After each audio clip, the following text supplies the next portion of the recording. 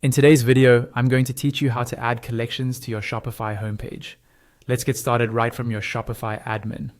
First, log into your Shopify account and open your main dashboard. This is the screen where you can see your orders, products, and overall store performance. From here, we're going to move into the part of Shopify that controls how your online store looks. On the left-hand side of the dashboard, find and click on Online Store. This will open a submenu with options related to your website, like themes, blog posts, pages, and more. We're interested in the visual layout of your site, so under Online Store, make sure you're on the Themes section.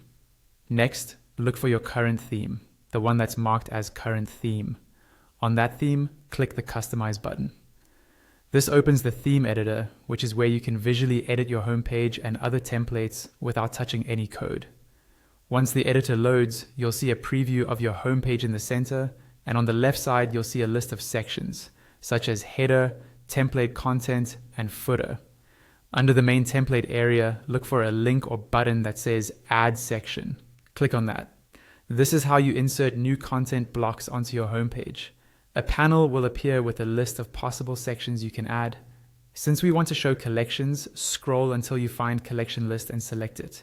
Shopify will add this new collection list section to your homepage layout, and you'll see placeholder collection boxes appear in the preview. Now it's time to choose which collections you want to feature.